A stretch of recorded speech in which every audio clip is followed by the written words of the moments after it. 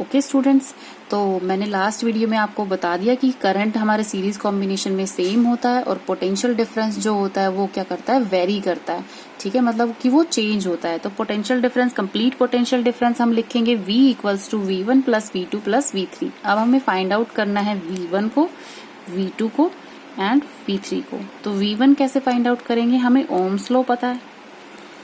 Ohm's law हमें क्या पता है, इसका format V equals to IR। ठीक है, तो V इक्वल्स टू IR निकालेंगे हम। करंट हमारा सेम है, सीरीज सर्किट में क्या है, हमारा करंट सेम है, तो करंट हमारा एज इट इज लिखा जाएगा। और V1 निकालना है तो हमें बताना है पोटेंशियल थ्रू R1। ठीक है, तो R1 हम रेजिस्टेंस कौन सा लेंगे हम, R1। सिमिलरली हमारे पास V2 क्या आएगा, R इक्वल्स टू IR2 और फाइनली V3 क्या होगा, IR3। ठीक है, ये हमारी इक्वेशन हो गई फर्स्ट, ये हमारी इक्वेशन हो गई सेकंड। अब इक्वेशन सेकंड को हमें फर्स्ट में सब्स्टिट्यूट कर देना है, तो हमारे पास टोटल पोटेंशियल कितना आएगा, IR1 plus IR2 plus IR3। ठीक है, अब ये वाला पोटेंशियल कंप्लीट सर्किट का पोटेंशियल है, तो इस कंप्लीट सर्किट का पोटेंशियल को हम कैसे लिख सकते हैं, I into R equivalent. R equivalent का मतलब होता है कि इस सर्किट को अगर हम सिंपली फॉर्म में लिखना चाहें तो हमारे पास सिंपल फॉर्म क्या बनेगी इस रेजिस्टेंस की। एक हमने सिंपल रेजिस्टेंस ले लिया, एक हमारा ये बैटरी हो गई, एक की हो गई, और इसमें सर्किट में करंट फ्लो कर रहा है I, क्योंकि करंट सेम है।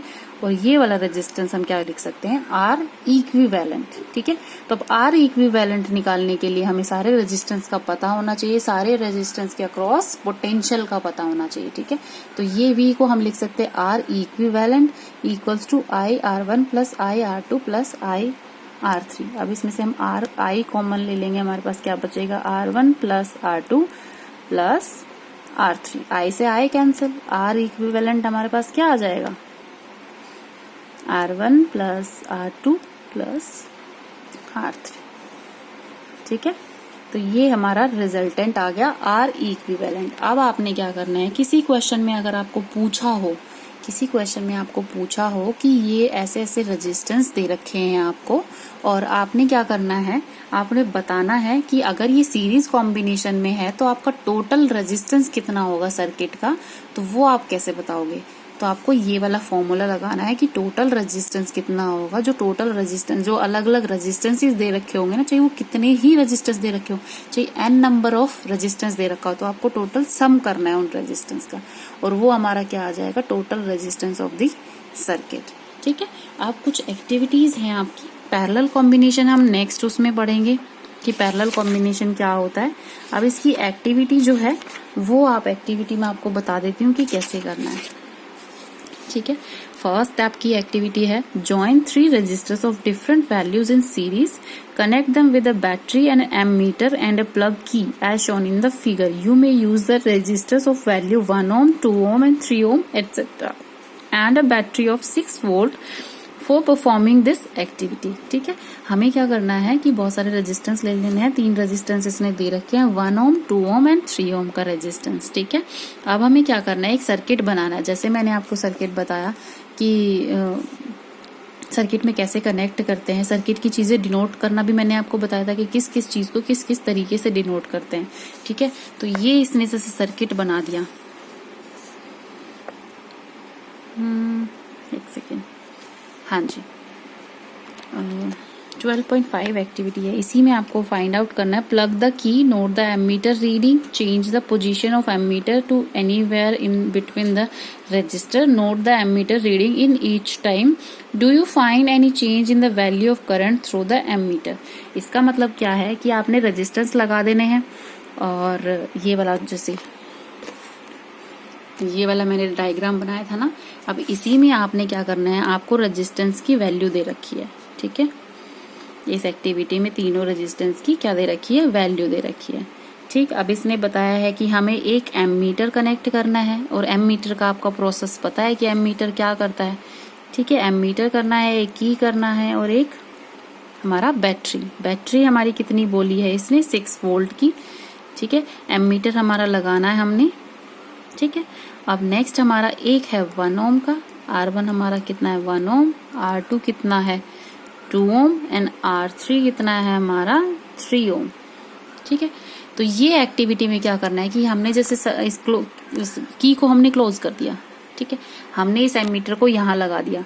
ठीक है, तो हमें करंट की एमीटर क्या करता है, करंट को डिनोट करता है। अब हम इस सर्किट को कंप्लीट समझे, तो जैसे ही 6 वोल्ट की बैटरी इसमें अटैच होगी, इसमें कुछ करंट का फ्लो करना शुरू करेगा। ठीक है, अब ये करंट कैसे फ्लो करेगा, यहाँ से, यहाँ पे मैंने एमीटर को लगा दिया तो कुछ करंट की वैल्यू शो करेगा। ठीक है, मैंने I1, हमारे पास क्या आया I1 यहाँ पर लगा दिया। अब मैंने इस एमीटर को यहाँ लगा दिया, यहाँ से हटाकर यहाँ कनेक्ट कर दिया 2 रेजिस्टेंस के बीच में। ठीक है, तब एमीटर की वैल्यू क्या आएगी वो भी हम नोट कर लेंगे। ठीक है, अब यहाँ पे लगाएंगे। ये एक एक्टिविटी है, मतलब एक्सपेरिमेंट काइंड ऑफ थिंग है कि अब एमीटर को हम यहाँ से हटा के यहाँ पर अटैच करेंगे इन दोनों के बीच में। ठीक है, इन दोनों के बीच में अटैच करेंगे तो भी हमने एमीटर की रीडिंग लिखनी है, और फाइनली हम एक बार यहाँ अटैच करेंगे एंड में और एमीटर की रीडिंग ले लेंगे। ठीक है, तो इसका सोल्यूशन क्या होगा, इसमें क्या आएगा कि जो एमीटर होगा वो ना हर टाइम जहां पे भी कनेक्ट करोगे सीरीज कॉम्बिनेशन में, तो एमीटर की जो रीडिंग्स आएंगी वो सारी की सारी सेम आएंगी। ठीक है, which is equals to I। जो करंट यहाँ फ्लो कर रहा होगा वही करंट यहाँ फ्लो कर रहा होगा, वही करंट यहाँ फ्लो कर रहा होगा, और वही current finally at the end of the circuit flow कर रहा होगा। ठीक है, यही आपकी एक्टिविटी है जो मैंने आपको फाइनली रिजल्ट बता दिया था कि करंट हमेशा क्या होता है, कांस्टेंट होता है इन अ सीरीज सर्किट। अब नेक्स्ट है हमारा क्या है, पैरेलल कॉम्बिनेशन। अब नेक्स्ट एक्टिविटी आपकी पैरेलल कॉम्बिनेशन की दे रखी है, तो इस एक्टिविटी में आपने क्या करना है, सारे रेजिस्टेंस जोड़ने हैं, बैटरी लगानी है, की लगानी है और एमीटर लगाना है। ठीक है, अब यहाँ पे वोल्ट मीटर यूज किया हुआ है, अलग अलग रेजिस्टेंस के ऊपर क्या लगा रखा है, वोल्ट मीटर।